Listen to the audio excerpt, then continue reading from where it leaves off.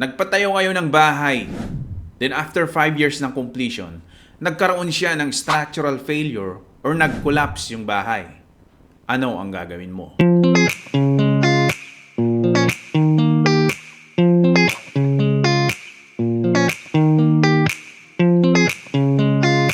Hello guys, ako nga pala si Engineer Warlo at ngayong araw pag-usapan natin ang mga steps na pwede nating gawin kung nag-structural failure ang property mo or nag-collapse after completion. Sa mga hindi pa nakapag-subscribe sa channel natin, I encourage you to subscribe and press the notification bell para updated tayo sa mga upload natin. Pwede po tayong maghain ng reklamo base doon sa Article 1723 ng Civil Code of the Philippines. Ang Article 1723 ay tumutukoy sa pananagutan ng mga architects, engineers at contractors para sa mga structural defects or pagkasira ng isang building or infrastructure projects pagkatapos nitong maitayo. Ayon sa Article 1723, the engineer or architect who drew up the plans and specifications for a building is liable for damages within 15 years from the completion of the structure.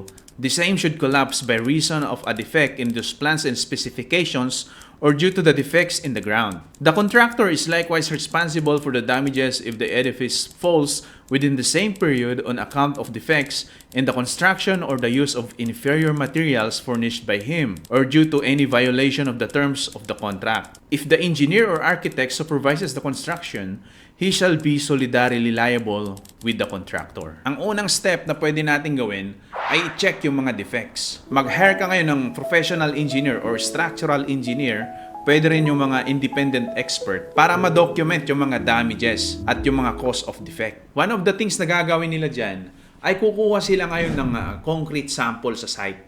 Magkukor sila sa, kunwari, sa column.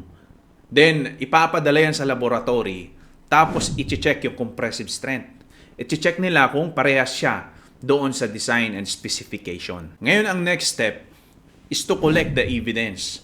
Mag-ipon ka ngayon ng ebidensya to prove na ang cause ng structural failure ay dahil sa construction or paglabag sa building standards. Ang magandang gawin nyo ay kumuha kayo ng mga litrato at video. Yung gagamitin nyo na camera, maganda yung may timestamp.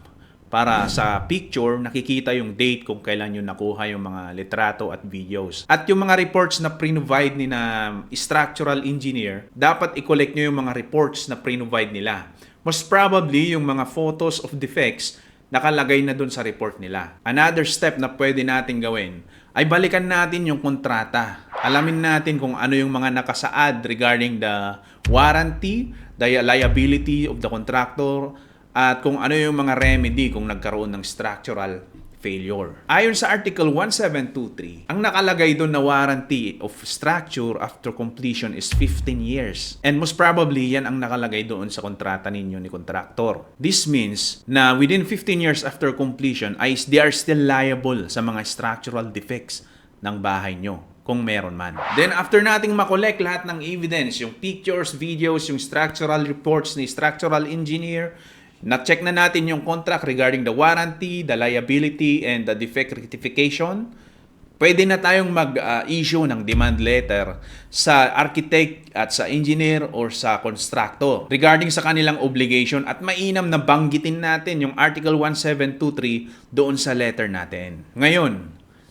pag hindi kayo naka-receive ng response galing sa pinadalhan nyo ng letter, the architect, the engineer, or the contractor, pwede na tayong maghain ng reklamo. Una, kung required sa inyong lugar, ay barangay conciliation.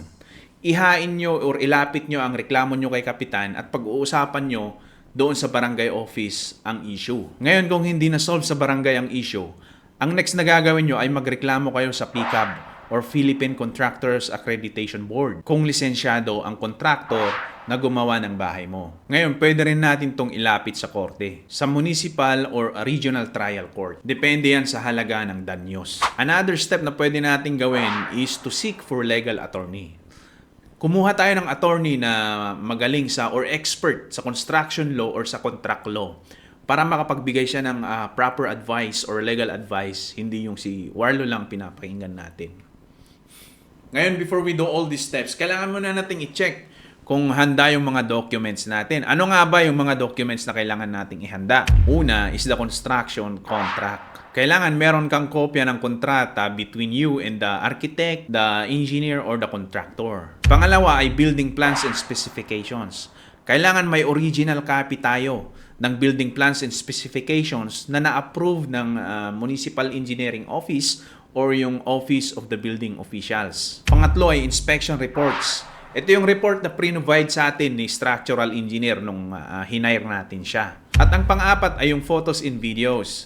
Yan yung mga photo and video na diniscuss natin kanina, nalagyan natin ng timestamp. At ang panglima ay correspondence records.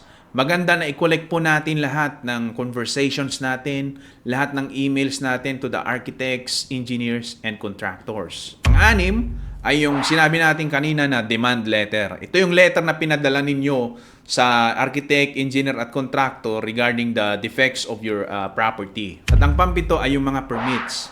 Dapat meron tayong copy ng mga occupancy permit, yung mga construction permit, building permit, including the pickup license of the contractor.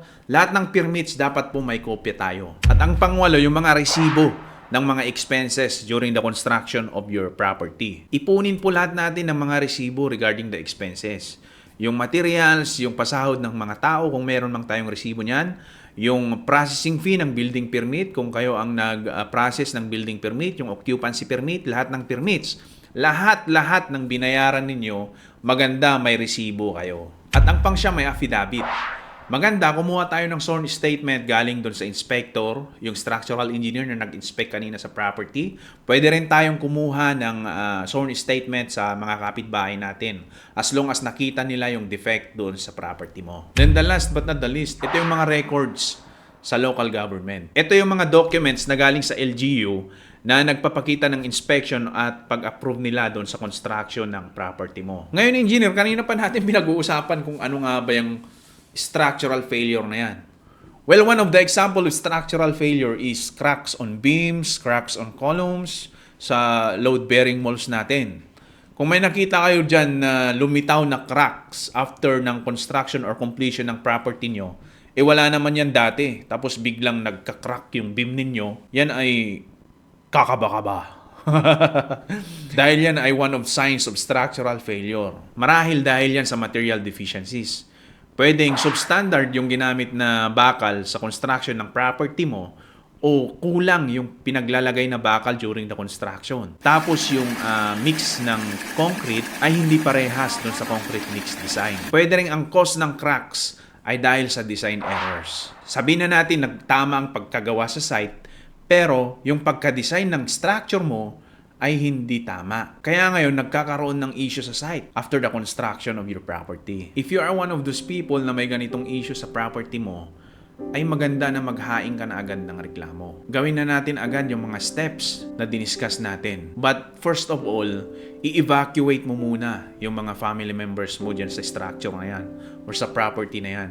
Because safety first. Kasi hindi natin alam, baka biglang bumagsak yung building and your family is in there. Huwag na nating hintayin pa na mangyari yon. And I pray na sana nga hindi ito mangyari sa inyo. Isaalang-alang natin na pinaghirapan natin yung property na yan. And we just want to be safe together with our family. Engineer Warlo po, salamat sa pakikinig at pasubscribe na rin po kung nakatulong. Salamat!